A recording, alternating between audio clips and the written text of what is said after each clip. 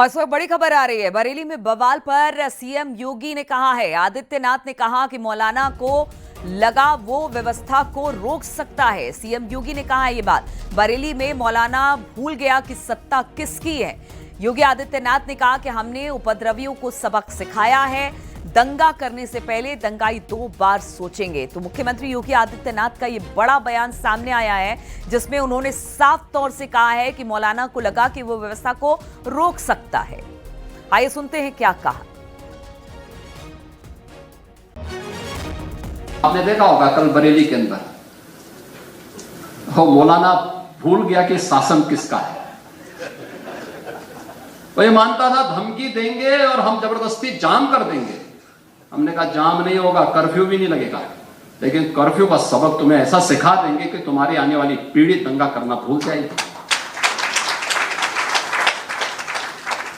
क्या तरीका है ये? आप सिस्टम को ब्लॉक करना चाहते हैं। और यह प्रवृत्ति थी यूपी के अंदर, 17 के पहले यही होता था। और हम इसी बात को कह सकते हैं कि 17 के बाद हमने कर्फ्यू भी नहीं लगने दिया, लेकिन ऐसे बैरियर को चुन चुन करके वे जिस प्रकार की भाषा को समझते थे, उस प्रकार की भाषा से उनको समझा करके उसको उसकी सजा दिलाने का काम भी किया है। और उत्तर प्रदेश की ग्रोथ स्टोरी यहीं से शुरू होती है।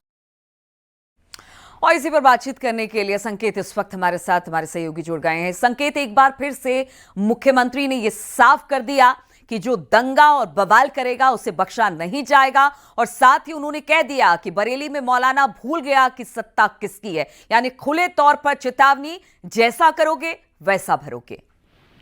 बिल्कुल जाहिर सी बात है, मुख्यमंत्री योगी आदित्यनाथ ने बयान दिया है और जिस तरीके से बरेली में जो घटना हुई उस पर मुख्यमंत्री योगी आदित्यनाथ ने खुद उस पूरी घटना को लेकर संज्ञान में लिया और सख्त कार्रवाई के निर्देश दिए। और यही वो वजह है कि बरेली में जो कार्रवाई नजर आई वो मुख्यमंत्री योगी आदित्यनाथ के निर्देशों का असर था। और उत्तर प्रदेश के लिहाज से अगर देखा जाए तो उत्तर प्रदेश में जब से योगी सरकार बनी है, दंगे और अराजकता पर पूरी तरीके से लगाम लगाने की कोशिश की गई है कि किसी तरीके से दंगे न हो। और यही वो वजह है कि आज मुख्यमंत्री योगी आदित्यनाथ ने एक निजी मीडिया संस्थान के कार्यक्रम में सीधे तौर पर कहा है कि कल बरेली में मौलाना भूल गया था कि राज्य में सत्ता किसकी है। उसे लगा कि वो जब चाहे व्यवस्था को रोक सकता है, खराब कर सकता है, लेकिन हमने साफ कर दिया कि ना तो कर्फ्यू लगेगा और ना नाकाबंदी होगी। और सीधे तौर पर सबक सिखाया गया है। जाहिर सी बात है कि कल मुख्यमंत्री योगी आदित्यनाथ ने बरेली की घटना के बाद देर रात तक बैठक की कानून व्यवस्था को लेकर अफसरों को सीधे तौर पर स्पष्ट निर्देश दे दिए हैं कि बरेली की घटना में किसी भी तरीके से हीला हवाली बर्दाश्त नहीं की जाएगी। सख्त कार्रवाई, ऐसी कार्रवाई की नजीर बन सके जिसका लोग उदाहरण दे सके, दूसरी जगहों के लोग इस बात को समझे कि अगर योगी सरकार में ऐसी हिम्मत करने की कोशिश की तो किस तरीके की सजा होती है। मुख्यमंत्री योगी आदित्यनाथ ने इस बात को कल ही स्पष्ट कर दिया था और देर रात तक उन्होंने कानून व्यवस्था की बैठक की। आज सुबह भी मुख्यमंत्री योगी आदित्यनाथ ने खुद बरेली की घटना का पूरा फीडबैक लिया कि क्या कार्रवाई की जा रही है। और ये साफ कर दिया है मुख्यमंत्री योगी आदित्यनाथ ने कि 7 पीढ़ियां याद करेंगी बरेली में जिस तरीके से एक मौलाना ने, यानी कि इशारा सीधे तौर पर अब उस मौलाना पर भी है जो नजरबंद है, उसके खिलाफ भी सख्त कार्रवाई होगी, नजीर बनेगी उत्तर प्रदेश में जो माहौल खराब करने की इस तरह की कोशिश करेंगे। बिल्कुल, तो अगर कोई माहौल खराब करने की कोशिश करेगा तो उस पर सख्त कार्रवाई होगी। क्या कुछ कहा कल, जिस तरह से बरेली में हिंसा हुई, उसके बाद मुख्यमंत्री योगी आदित्यनाथ ने क्या कहा, एक बार फिर से आपको सुनाते हैं।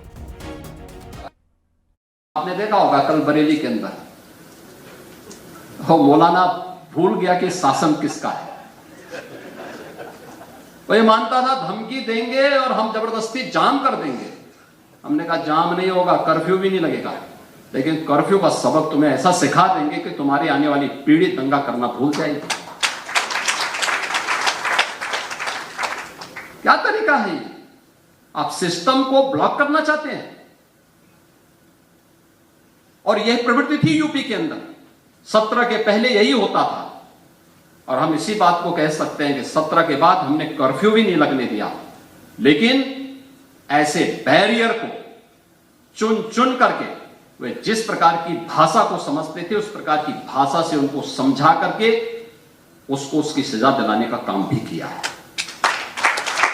और उत्तर प्रदेश की ग्रोथ स्टोरी यहीं से शुरू होती है। और बरेली में कल हुए बवाल पर अखिल भारतीय मुस्लिम जमात के राष्ट्रीय अध्यक्ष मौलाना शहाबुद्दीन रजवी बरेलवी ने शांति बनाए रखने की अपील की है। कहा, नमाज के बाद जो घटना हुई है वो दुर्भाग्यपूर्ण है, ऐसी घटनाएं नहीं होनी चाहिए। जुमे की नमाज के बाद में जो घटना हुई वो अफसोसनाक है और इस तरह के वाक़यात नहीं होना चाहिए किसी भी तरफ से। बहरहाल मैं तमाम लोगों से अपील कर रहा हूं कि अमन शांति को बनाए रखें। पैगंबर इस्लाम सल्लल्लाहु ताला अलैहि वसल्लम से मोहब्बत का यही तरीक़ा है कि किसी को तकलीफ़ न पहुंचाएं,